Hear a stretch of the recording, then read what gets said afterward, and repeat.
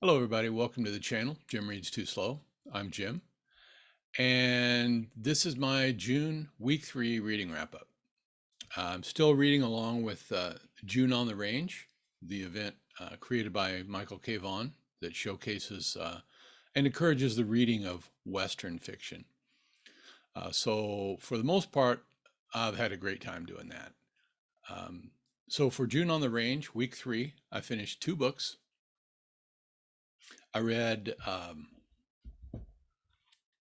The Shootist by Glendon Swarthout. This novel is about the last days of an aging gunfighter, the notorious Bernard Books, John Bernard Books, sorry, and it takes place in 1901.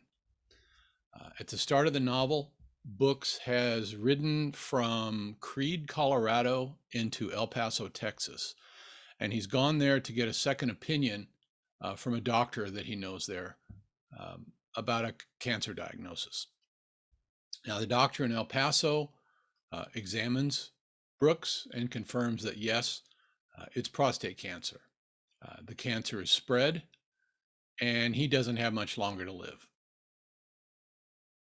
The doctor tells Books, and Books insists on knowing as much as he can, that he's got 6 to 8 weeks to live, and that by the end, he won't be able to get out of bed, and he'll most likely die screaming in horrible pain, which no medicine will be able to alleviate.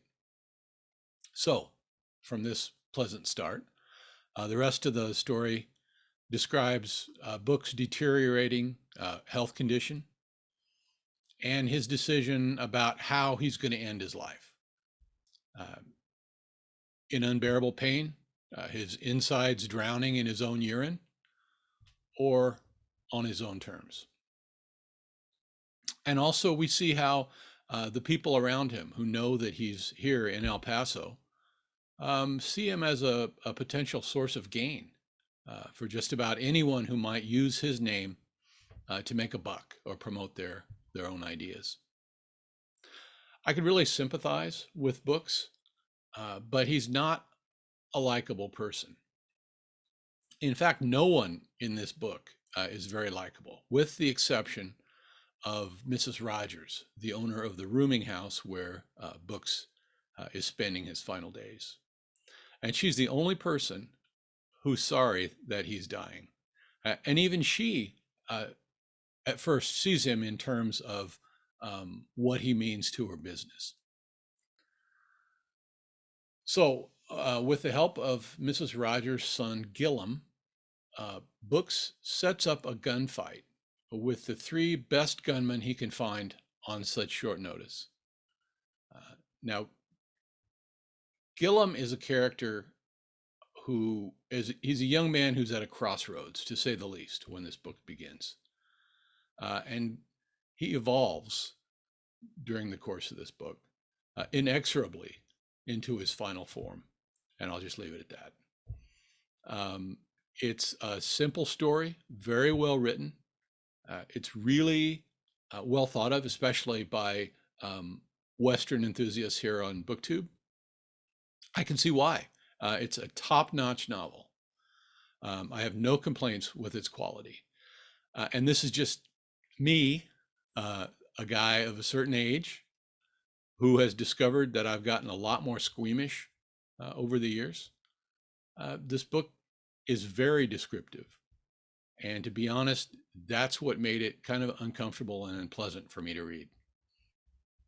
But that being said, you may very well like it, especially if this kind of thing doesn't bother you.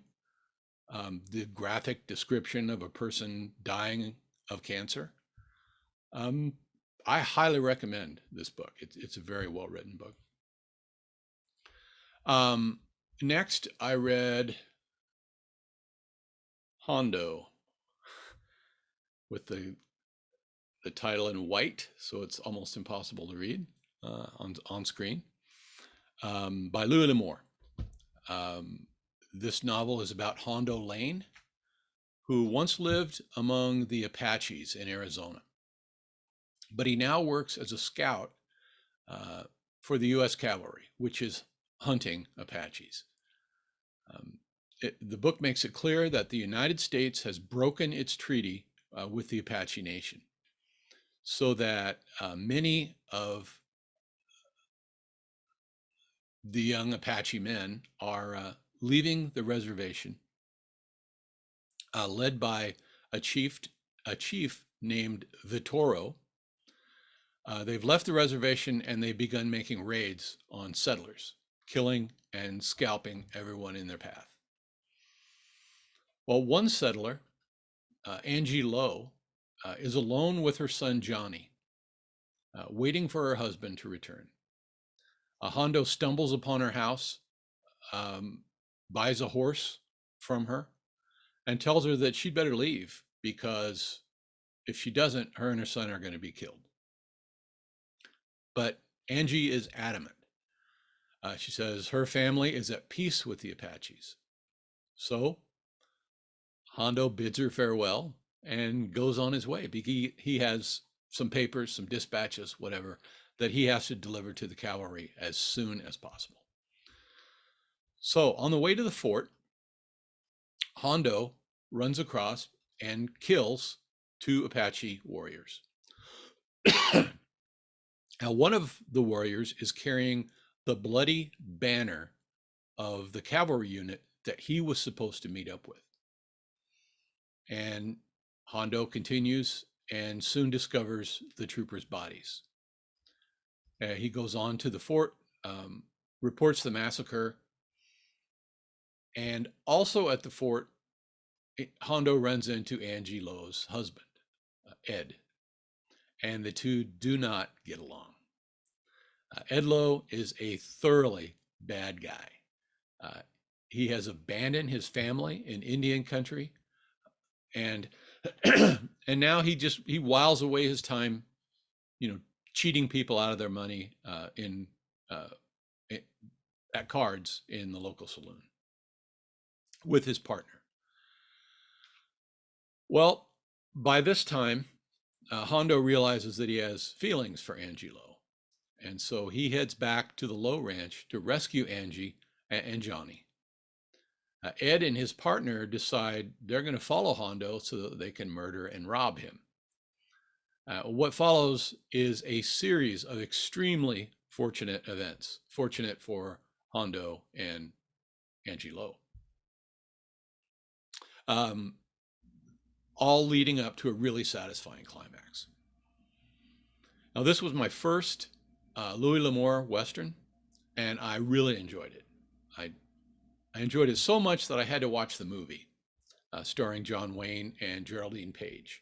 And if you can find it, if you have it on, on disc or find it streaming, I found it on a streaming channel.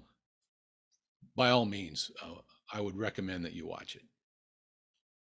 So I also read a Louis L'Amour short story entitled The Gift of Cochise, which I thought was also very well written, even if it was not overly realistic. The story was printed in Collier's magazine in 1959. So here's a little background that I was able to glean about the connection between this short story and the novel and the movie. John Wayne got a hold of this short story and wanted to make a movie out of it. So he brought John Farrow on board to direct. And the story was extensively rewritten. Cochise was changed to Vitoro. The New Mexico location was changed to Arizona. Ed Lowe was changed from a good guy who stepped in to help Hondo in a lopsided bar fight and was killed. He was transformed into a good-for-nothing bad guy. And all the cavalry stuff was added. So filming began, but it went a little over time, and Farrow had to leave for another commitment. So he was replaced as a director for the final wagon train attack scene by John Ford, who went uncredited in the movie credits. The movie was a hit, and Lamore then wrote the novelization of the movie, which also was published in 1953 as Hondo. So interesting story there. The Gift of Cochise is available online, and I highly recommend that. Also, it's the central part of the Hondo story, and it's very well done. So that's my week 3, June, on the range reading. I'm currently reading the Sisters Brothers, Go Canada, by Patrick deWitt. And if I can finish this one, then I may go on to The Hawkline Monster by Richard Brodigan, or I may just give the Westerns a rest and concentrate on catching up with the rest of the Book of the New Sun reading group that I'm in. I'm currently finishing up book 2, The Claw of the Conciliator by Gene Wolfe. And I also need to finish William Faulkner's The Hamlet for the Summer of Snopes group to keep caught up with that. Now I'm also into chapter 12 of Slan now by A.E. Van Vogt, his 1940 science fiction classic, I guess, with my family reading group. If any of you have not watched Shawn D. Standfast videos about Van Vogt's work, and you're interested at all in reading some of his work, I would please go and do so. They're highly recommended. It really helped me to understand why